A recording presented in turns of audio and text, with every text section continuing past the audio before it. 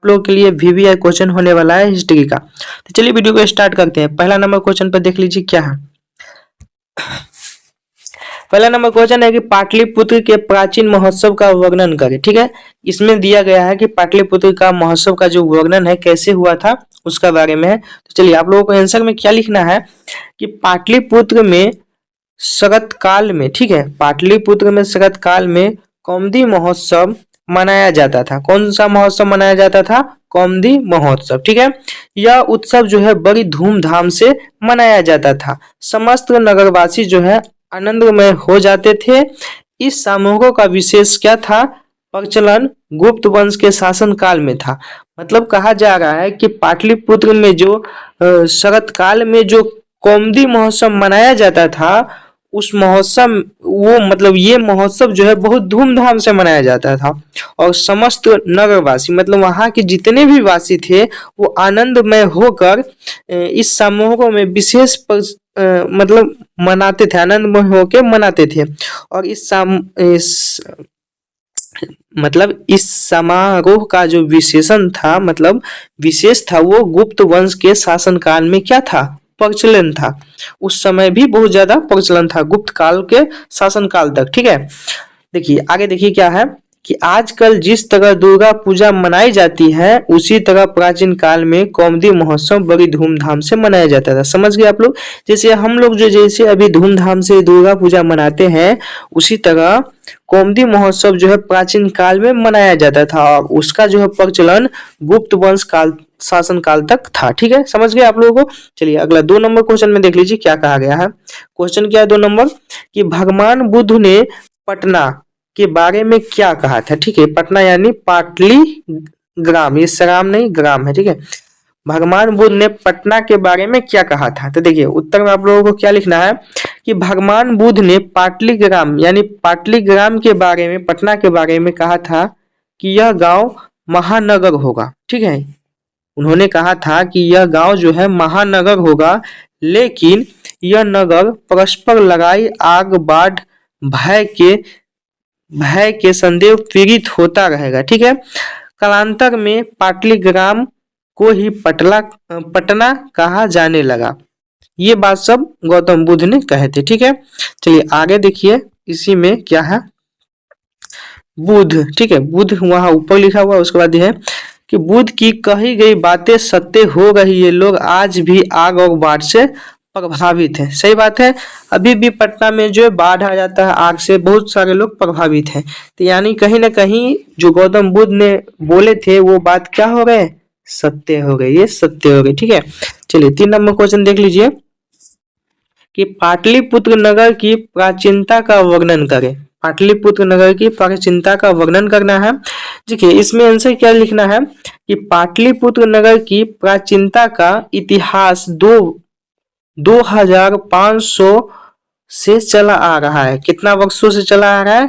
2500 यानी 2500 वर्षों से चला आ रहा है। विदेशी यात्री जो है मेगास्थनीज, फाहियान, हेनसोंग, इत्सिंग आदि ने अपने स्मरणों में यहाँ की अनेक संप्रदायों का वर्णन किया है। ठीक है, समझ गए आप लोग? चलिए आगे देखिए आगे क्या है वर्णन किया है, समझे। दामोदर गुप्त के अनुसार जो है यह नगरी स्वर्ग से भी सुंदर है। दामोदर गुप्त ने इस नगर के बारे में क्या कहा है कि ये नगर जो है स्वर्ग से भी सुंदर है।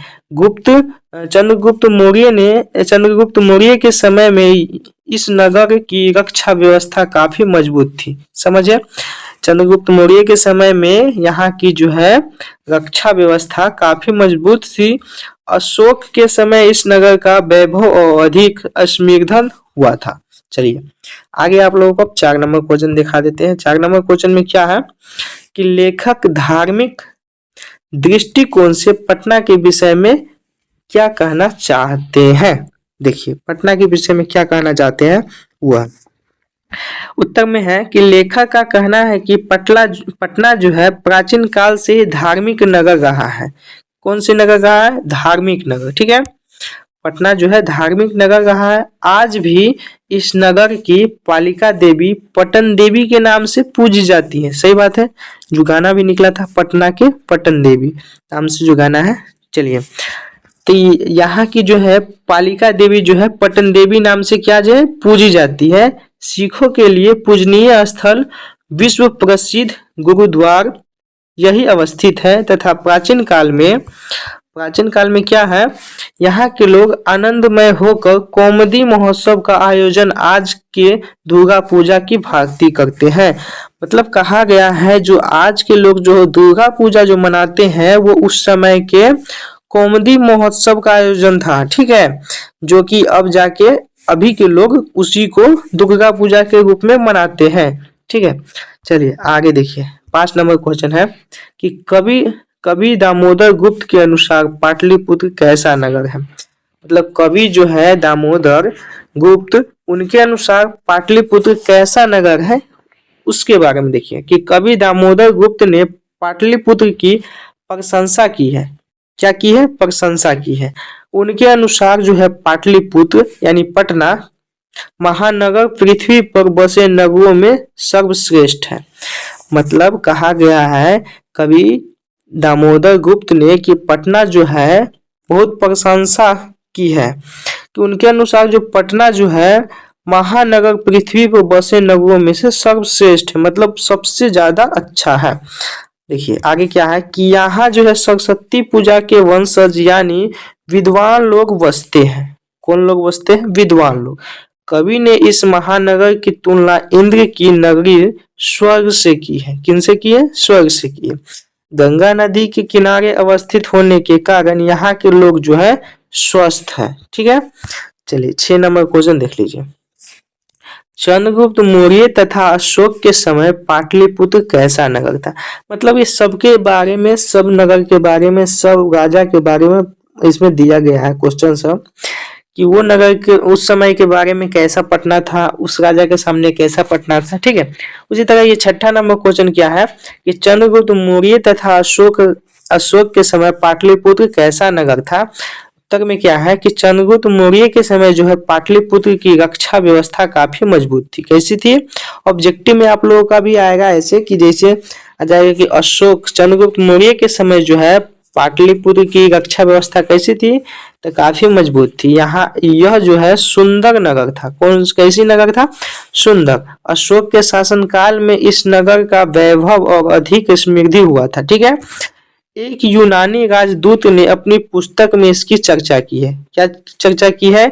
उन्होंने लिखा है कि यह नगर दर्शनीय है। ठीक है, सही बात है, दर्शनीय है। चलिए 7 नंबर क्वेश्चन में क्या कहा गया है कि लेखक के विचार में प्राचीन काल में आज तक पाटलिपुत्र किस प्रकार का नगर रहा है। किस प्रकार का नगर रहा है? तो चलिए देखिए आंसर देखिए कि लेखक के विचार में पाटलिपुत्र का सभी कालों में अत्यधिक महोत्सव रहा है। ठीक है, वे कहते हैं कि पाटलिपुत्र नगर प्राचीन काल से लेकर आज तक राजनैतिक, धार्मिक और औद्योगिक और शिक्षा जिसे विविध क्षेत्रों में वैभव धारण करता है रहा है। पाटलिपुत्र का वर्णन कई विदेशी यात्रियों ने अपने स्मरण में किया है। ठीक है, चलिए आगे देखिए। आगे क्या है कि शिक्षा के संबंध में पाटलिपुत्र वैभव पाठ में लेखक के क्या विचार हैं? क्या विचार है? उत्तर में है कि प्रस्तुत पाठ में लेखक ने बताया कि सरस्वती पूजा के वंशज पाटलिपुत्र में रहते थे। किसमें रहते थे? पाटलिपुत्र में। राजशेखर कवि के अनुसार पाणिनि, पिंगल, वररुचि आदि महान विद्वानों का परीक्षा यहाँ है लाई गई थी। इससे ज्ञात होता है कि प्राचीन पाटलिपुत्र शिक्षा का एक महान केंद्र था। ठीक है, चलिए 9 नंबर क्वेश्चन देख लीजिए कि लेखक पाटलिपुत्र वैभव पाठ में हमें क्या संदेश देना चाहते हैं। क्या संदेश देना चाहते हैं? देखिए इसका आंसर क्या है कि लेखक का कहना है कि प्राचीन काल में जो है पाटलिपुत्र एक महान नगर था। ठीक है, जहाँ जो है सुख सुविधा, शिक्षा, वैभव और समृद्धि थी। मध्यकाल में इसकी जो स्थिति जो है ठीक नहीं थी। मुगल काल में तथा अंग्रेजों के शासन काल में इस नगर का पुनः उदाहरण हुआ। समझ गए आप लोग? चलिए अब 10 नंबर क्वेश्चन देख लीजिए कि सिख संप्रदाय के लोग के लिए पटना क्यों महत्वपूर्ण है। क्यों महत्वपूर्ण है, आगे देखिए महत्वपूर्ण क्या है कि सिख संप्रदाय के लोग ने पटना नगर में पूजनीय स्थल अवस्थित है। कौन सी स्थल है, पूजनीय। यहाँ उनके 10वें गुरु गोविंद सिंह का जन्म स्थान है, ठीक है, जो यह स्थल गुरुद्वार के नाम से जाना जाता है। देश विदेश से सिख संप्रदाय वाले लोग के अलावा यहाँ अन्य संप्रदाय तीर्थयात्री भी यहाँ दर्शन करने के लिए आते हैं और गुरु गोविंद सिंह की जयंती बड़ी धूमधाम से मनाई जाती है। तो आप लोगों को उम्मीद करते हैं ये 10 क्वेश्चन समझ में आ गया है। तो अच्छे से आया है समझ में, तो आप लोग क्या कीजिए, लाइक कर दीजिए, चैनल पर नए तो सब्सक्राइब कर दीजिए, ठीक है, और वीडियो को ज़्यादा से ज़्यादा शेयर कर दीजिए। अगर किसी और सब्जेक्ट का वीडियो चाहिए तो आप लोग कमेंट कर सकते हैं। बाकी अगर आप लोगों को क्वेश्चन आंसर नहीं दिखा है तो मैं एक बार पीछे करके दिखा देता हूँ, आप लोग स्क्रीनशॉट ले लीजिएगा, ठीक है। ये 10वां नंबर क्वेश्चन का इसका आंसर आप लोग स्क्रीनशॉट ले लीजिए। क्वेश्चन ये है, आगे बाकी आप लोग वीडियो को रोक के स्क्रीनशॉट ले सकते हैं, ठीक है। बाकी मैं धीरे धीरे आपको फिर से दिखा देता हूँ, आप लोग अपने नोटबुक में नोट कर लीजिएगा, ठीक है। चलिए, ये VVI क्वेश्चन होने वाला है 12th क्लास के बच्चों के लिए, ये हिस्ट्री का क्वेश्चन है, ठीक है। चलिए आप लोग फटाफट वीडियो को रोक के आप लोग स्क्रीनशॉट लेते चलिए, मैं फटाफट सबको दिखा देता हूँ फिर से। चलिए खत्म हो गया, तो चलिए वीडियो को यहीं पर हम खत्म करते हैं, फिर मिलेंगे नेक्स्ट वीडियो में।